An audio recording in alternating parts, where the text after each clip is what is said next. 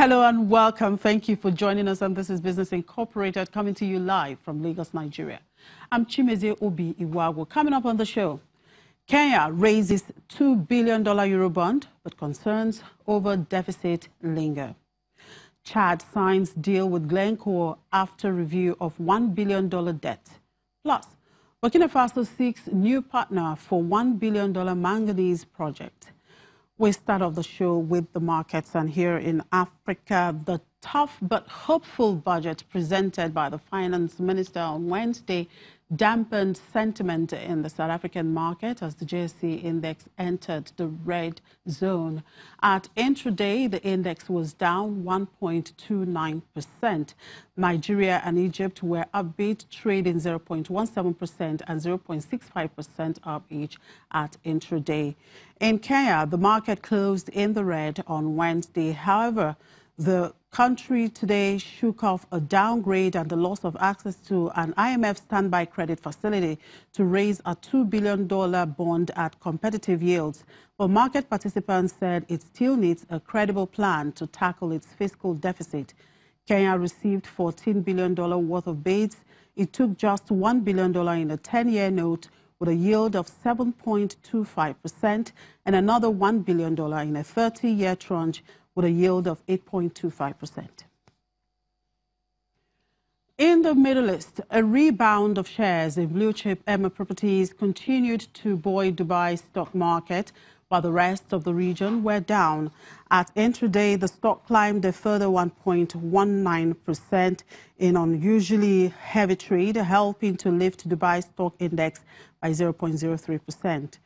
Saudi Arabia's index was down 0.57%. In Qatar, the index sank 0.25% as Qatar Islamic Bank went ex-dividend, tumbling 4.9%. Abu Dhabi was down 0.09%. In Europe, stocks were lower in early trade as heightened expectations of faster interest rate hikes in the U.S. seem to have hampered a risk appetite globally. There are also a slew of other developments, and Conrad is ready to speak to us on those. Hello, Conrad. Good afternoon. Thank you very much for joining us today. Good afternoon, Jimmy. Thanks for having me back. Now, the German Chancellor Angela Merkel gave a speech in Berlin's parliament today. What does she have to say about the future of the European Union and about her European policies, given that her new coalition government is still not officially in power? Well, in terms of purely economic topics, she had to do a few things which have a nice ring to people on the market. She talked about how she wants the European Union to become more competitive. She also wants to encourage spending for infrastructure, for broadband internet, for artificial intelligence and stuff like this. So all this was received quite positively here on the trading floors. Merkel also had to say a couple of ideas about the future European Union budget. Remember, tomorrow the chiefs of government of the EU member states will meet in Brussels and start discussing about the midterm budget, and they will have to make their mind up how they want to deal with the fact that in the future Britain will not take part in the European Union anymore, so the Brits will not pay for the European Union anymore.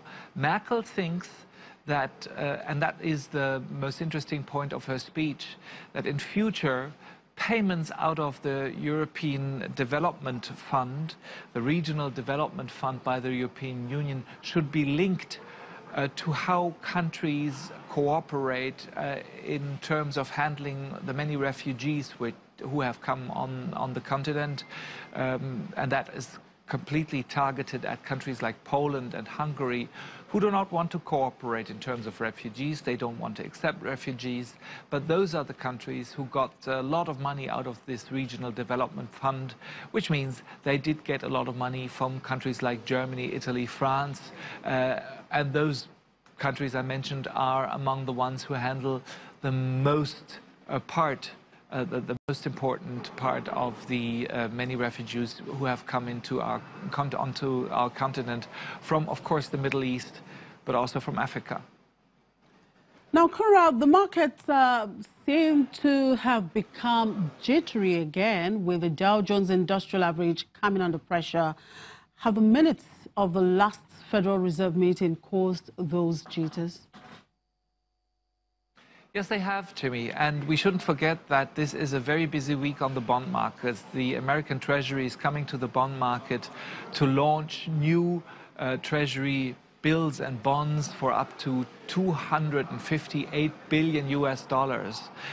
So very busy, and of course at those auctions where those new Treasury bills and bonds and Treasury notes are auctioned off, what's very much in focus is the yield on those bonds, because those yields indicate what future interest rate levels the market participants are pricing in. For example, the yield on the two-year American Treasury note only yesterday rose to the highest level since the financial crisis. This clearly indicates how market participants are pricing in higher interest rates.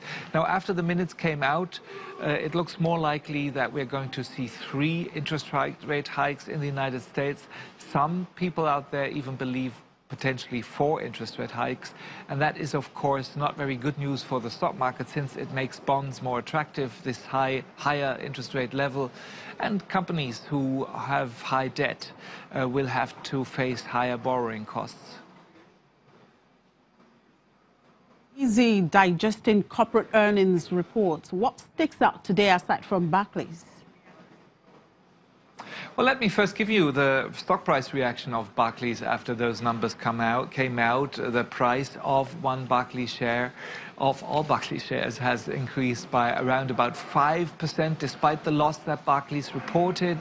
So obviously it's good news for investors that Barclays plans to increase its dividend quite significantly. Here in Germany, 3 DAX companies stick out. Pro7 Sat1, Pro7 Sat1, that's the TV operator that listed in the German share index DAX. It's managed to come in with a better than expected report. Also Henkel, the consumer goods makers, both shares are the biggest DAX gainers today. On the other hand, Deutsche Telekom, our large telecom and internet provider here in Germany, here the earnings report and the outlook were not really encouraging share buying. The share price is the biggest loser among the DAX companies today. Deutsche Telekom will spend a lot of money in the next years because, of course, there needs to be new investment in broadband internet, and well, some of the burden will have to be carried by the telecom company itself. It's not all only be able to, it's not only the consumers who are able to pay for this. All right, thank you very much, Conrad, for your time. One more day to say bye-bye to the business week. Thank you for your time. I hope to see you tomorrow.